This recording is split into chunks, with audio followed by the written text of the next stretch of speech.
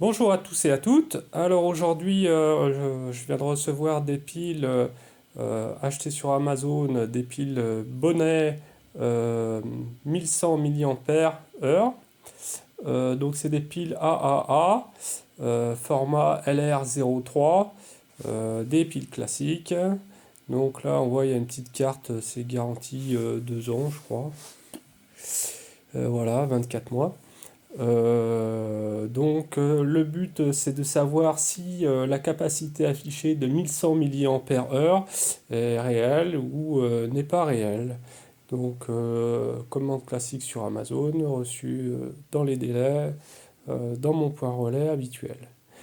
Donc pour vérifier la capacité de ces piles, j'utilise un chargeur un peu spécial, c'est un Voltcraft IPC-1L qui permet de faire plusieurs choses.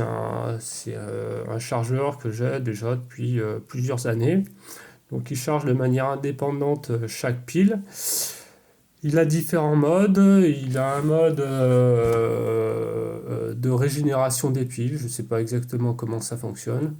Ici aujourd'hui, je vais utiliser le mode décharge. C'est-à-dire que le mode décharge, il va décharger complètement les piles.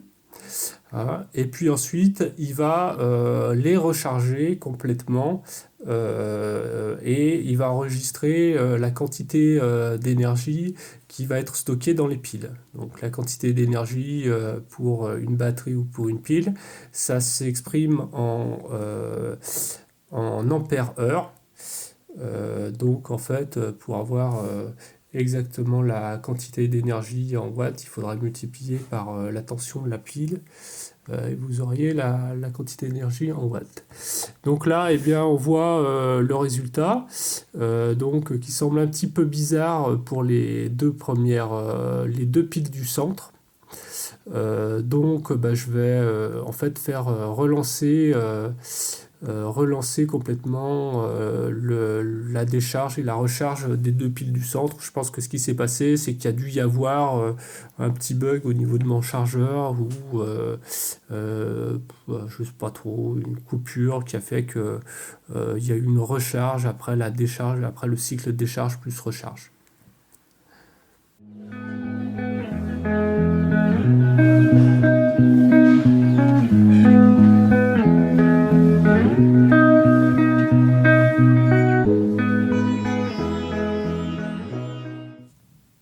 Donc après ce nouveau cycle de décharge et recharge, je retrouve des valeurs qui sont cohérentes. Donc la première pile, ça nous fait 1103 mAh, deuxième 1161, troisième 978 et quatrième 1180. Donc on voit qu'il y a quand même des petites différences assez significatives d'une pile sur l'autre, chose que j'ai déjà constatée sur d'autres marques et que en moyenne on se retrouve avec des piles qui font 1105 mAh, donc résultat tout à fait convenable, conforme à nos attentes. Quoi en conclure, pas grand chose. À l'erreur de mesure près de mon appareil de charge et décharge, on est sur un produit conforme à nos attentes. Bonne journée à tous, à bientôt un nouveau test de piles pour les piles AA.